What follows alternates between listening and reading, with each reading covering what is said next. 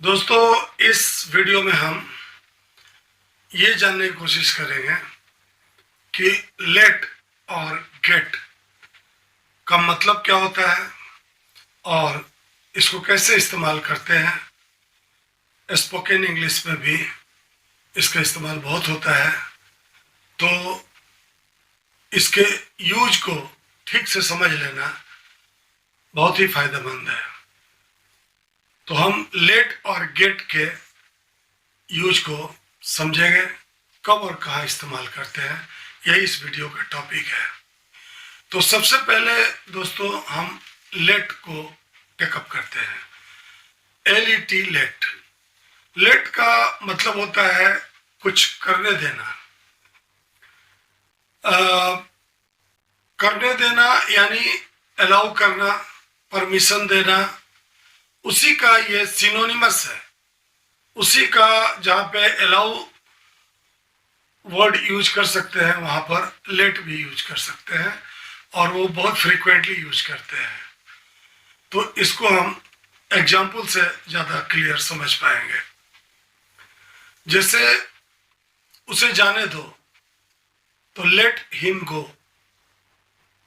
मुझे पढ़ने दो, लेट मी रीड। मुझे सोने दो, लेट मी स्लीप। मुझे खाने दो, लेट मी ईट। मुझे सोचने दो, लेट मी थिंक। और लेट के तीनों form, first form, second form, third form, ये लेट ही होता है। जैसे उसने, पुलिस ने चोर को जाने दिया, the police let the thief go. Let जो है उसके साथ जो भी वर्ब है, जाना, करना, खाना, तो उसके पहले टू नहीं लगेगा, ये ध्यान रखना है। The police let the thief go. The police didn't let the thief go, यानी पुलिस ने चोर को जाने नहीं दिया। अब लेट में निगेटिव भी सेंटेंस बन सकते हैं। उसने मुझे पढ़ने नहीं दिया, तो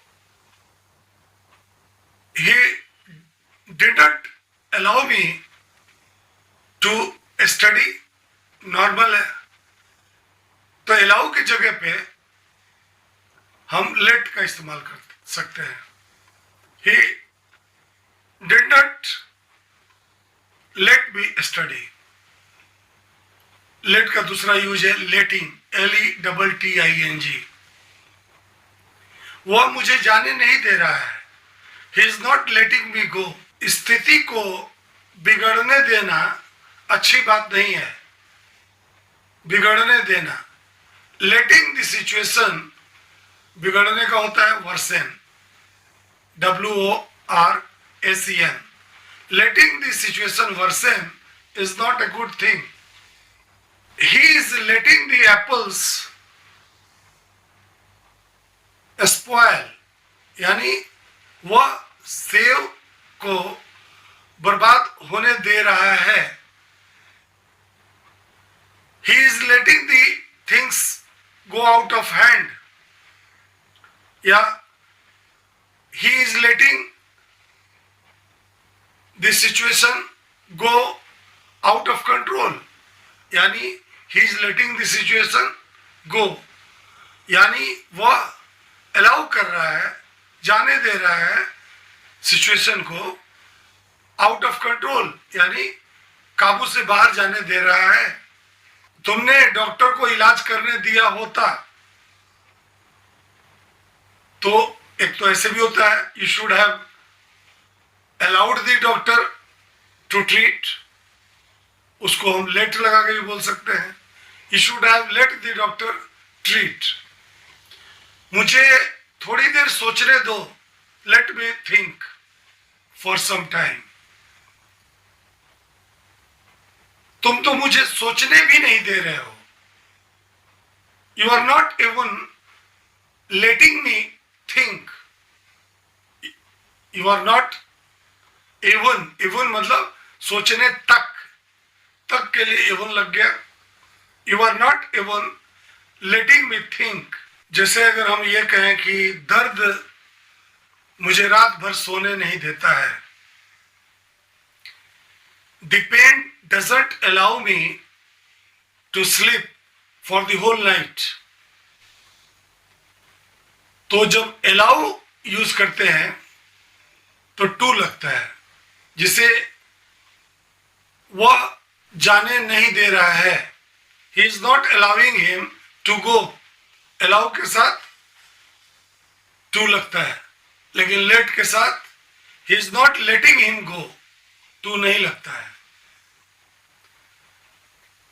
उसे। अब हम दोस्तों गेट के यूज के बारे में बात करते हैं। दोस्तों गेट का जो इस्तेमाल है वो कई तरह से होता है। हम बात करेंगे 10 प्रकार से कैसे गेट का अलग अलग मतलब हो सकता है। तो स्टार्ट करते हैं। एक तो हो गया कि गेट मतलब रिसीव करना, पाना, जिसे you will get the appointment letter in a month. तुम्हें नियुक्ति पत्र 1 महीने में मिलेगा। I got a letter from Ramesh, यानी मुझे एक पत्र प्राप्त हुआ। I got a letter from Ramesh. Get का 3 फॉर्म होता है, गेट, गॉट, गॉट या गॉटेन भी बोलते हैं। और चौथा फॉर्म गेटिंग भी हो सकता है, GETTING, रहा है, रही है, उसमें यूज होता है। जिसे you come to Delhi, I will get you at the railway platform. तुम दिल्ली आओ, मैं रेलवे प्लेटफॉर्म पर तुम्हें रिसीव कर लूंगा, पा लूंगा।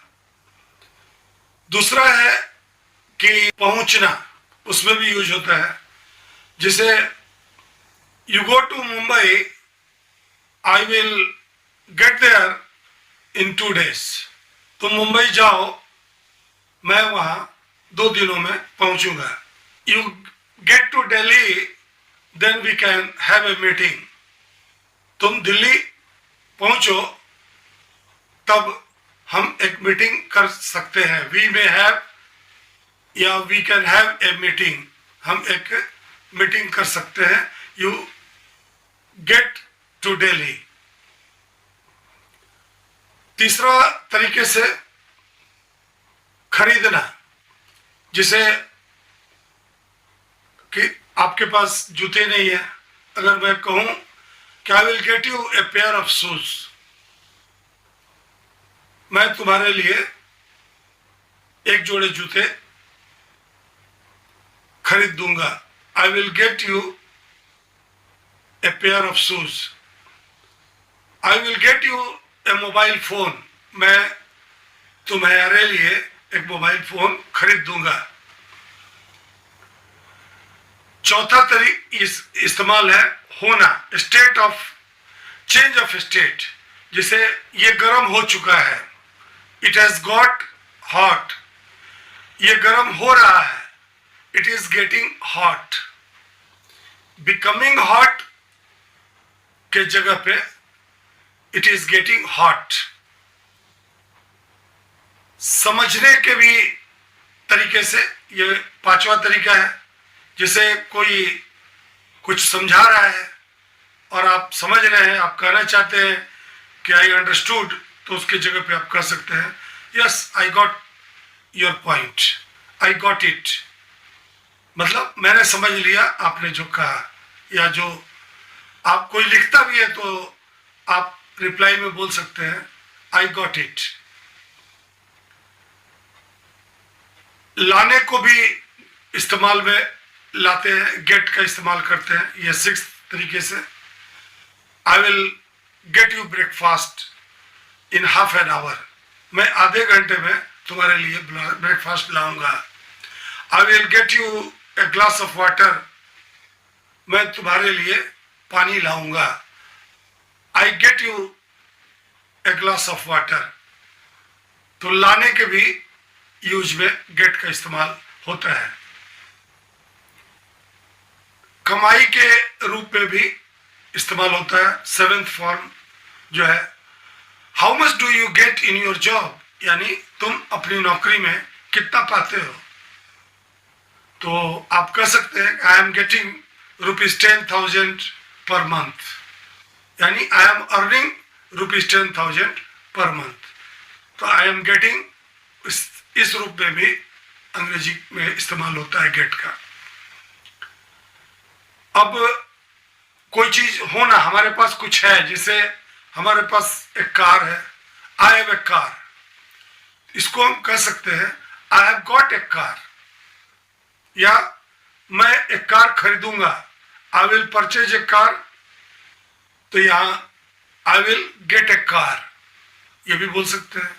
तो हमारे पास एक घर है, आई हैव ए हाउस, या आई हैव गॉट ए हाउस, ये दोनों सही है। जाने के बारे में भी गेट का इस्तेमाल होता है, जैसे go out of here, go out of here हम बोलते हैं तुम यहां से जाओ, इसको हम बोल सकते हैं गेट आउट ऑफ हियर, यानी तुम यहां से जाओ। गेट आउट भी बोलते हैं, जाओ यहां से। और लास्ट यूज ये है कि किसी से करवाना, I will get my car serviced, मैं अपनी गाड़ी सर्विस कराऊंगा। I will get myself operated, मैं अपनी सर्जरी करवाऊंगा। I will get this letter written, यानी मैं ये पत्र लिखवाऊंगा। I will get the lunch prepared, मैं लंच बनवाऊंगा। तो किसी से करवाऊंगा, इसमें भी I can get the food prepared, I can get the letter written. तो यहां पे आपको ये हमेशा ध्यान रखना है कि कहां लेटर रिटन, लिखवाना, करना, जाना, वो फर्स्ट फॉर्म यूज होगा और कहां पर थर्ड फॉर्म यूज होगा, इसका ध्यान रखना है। I will get this letter written, ये थर्ड फॉर्म हो गया। He had got his car serviced, he had, ये थर्ड फॉर्म है, get got, he had got his car serviced, उसने अपनी गाड़ी सर्विस कराई थी, उसने अपनी गाड़ी सर्विस करवाई, he got his car serviced, ये सेकंड फॉर्म यहां got आ गया। मैं अपनी गाड़ी XYZ सर्विस स्टेशन में सर्विस कराता हूं, तो वहां फर्स्ट फॉर्म हो जाएगा। I get my car serviced in XYZ service station. तो सेंटेंस के हिसाब से गेट होगा कि गॉट होगा कि गॉट होगा, ये या गेटिंग होगा। Getting the car serviced is very difficult, यानी गाड़ी को सर्विस करवाना बहुत कठिन है। Getting the thief caught is not easy, यानी चोर को पकड़वाना या चोर का पकड़ा जाना, getting the thief caught is not easy, यानी चोर का पकड़ा जाना आसान नहीं है। तो ऐसे सारे वाक्यों को जो अलग अलग परिस्थितियों में इस्तेमाल होते हैं ध्यान से देखना है, और उनके तर्ज पे और भी सिमिलर सेंटेंस बना के प्रैक्टिस करना है। और इस तरीके से आप लेट और गेट दोनों का इस्तेमाल सीख जाएंगे। जैसे अगर हम दो चार लाइन बोलने की कोशिश करें कि मैं मुंबई गया था, I had gone to Mumbai, वहां अमित मुझे आने नहीं दे रहा था। There Amit was not letting me come, फिर भी मैं आ गया। हाउएवर आई केम, मैं दिल्ली आ गया। I got to Delhi. यहां आकर मुझे एक अपॉइंटमेंट लेटर मिला। I got an appointment letter here. मेरे पास कपड़े नहीं थे। I did not have clothes, but my father got it for me. लेकिन मेरे पिताजी ने इन्हें खरीदवाया। मुझे देरी हो रही है, आई एम गेटिंग लेट। मैं चला जाऊंगा क्योंकि मेरे पास एक कार है। I will go because I have got a car. I think that you got my point and I am letting you practice the use of let and get. By practicing only, you can have confidence in you that nothing can let you get embarrassed.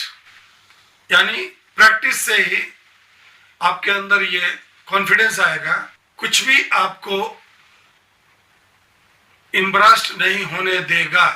तो दोस्तों, late और gate के बारे में यही detailed जानकारी share करनी थी। अगर जानकारी अच्छी लगी हुई हो और अभी तक आपने मेरे चैनल को सब्सक्राइब नहीं किया है तो सब्सक्राइब करके बेल बटन प्रेस कर दें और ऑल क्लिक कर दें, ताकि हम इस तरह के स्पोकन इंग्लिश विदाउट ग्रामर कैसे अंग्रेजी बोले इसके बारे में, इससे रिलेटेड वीडियोस डालते रहते हैं, जिसको प्रैक्टिस करके अपने स्पोकन इंग्लिश को इम्प्रूव कर सकते हैं। लाइक भी कर दें इस वीडियो को। तो मिलते हैं अगले वीडियो में एक अलग इंटरेस्टिंग नए टॉपिक के साथ।